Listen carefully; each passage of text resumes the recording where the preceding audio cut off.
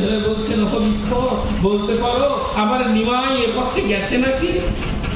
বলুন তো, বৃক্ষের বলবার মতো শক্তি আছে?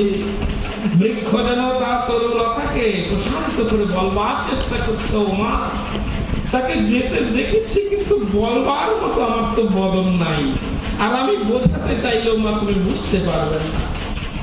সতীমাতা সেই বৃক্ষকে ছেড়ে আরো কিছু এগিয়ে গিয়ে দেখছে কতগুলো কুকুর শুয়ে আছে রাস্তায়।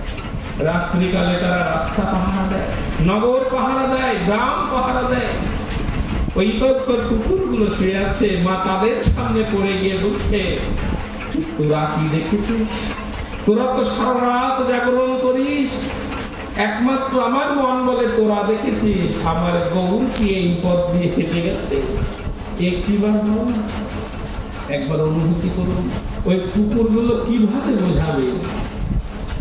সতীমাতাকে কি দিয়ে বোঝাবে?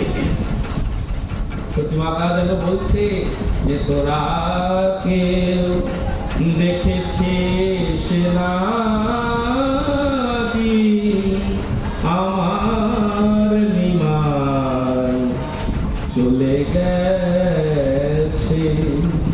তোরা কি দেখেছিস? দেখলে একটা আমায় বল, তোদের চরণে ধরে বলি যে নিমাই তো শুধু আমার নয়, নিমাই তো আমাদের সকলের। নিমাই গৌর হরি গৌর, আকাশ বাতাস তরু লতা সুরধুনি গঙ্গা, বলে গৌর তো সবার, নিমাই তো আমাদের সবার। তাই তোদের চরণে আমার প্রার্থনা, তোরা একটু পারবো যদি আমরা গৌরকে ধরে আনতে পারি, নিমাইকে যদি ধরে আনতে পারি, বলে উত্তর দিতে পারে কুকুরগুলো? বলে ওরাও তো পারল না। সতীমাতা তখন স্থির করলেন, হয়তো শিবাসঙ্গনে গেছে, হয়তো শিবাসঙ্গনে গেছে। তাই শিবাসঙ্গনে গিয়ে ডাকছে, ও শ্রীবাস, শ্রীবাস। মায়ের কণ্ঠ শ্রবণ করে শ্রীবাস উঠে এসেছে স্বয়ং থেকে। ওমা, তুমি এত প্রভাতে, কোন সমস্যা? বলে সমস্যা তো বহু, কোন বিপদ? বলে একজন মাতৃহারা সন্তান হারা মায়ের দুঃখ তুমি কি বুঝবে শিবাস? তুমি কি বলতে পারো নিমাই তোমার কাছে কালকে এসেছিল?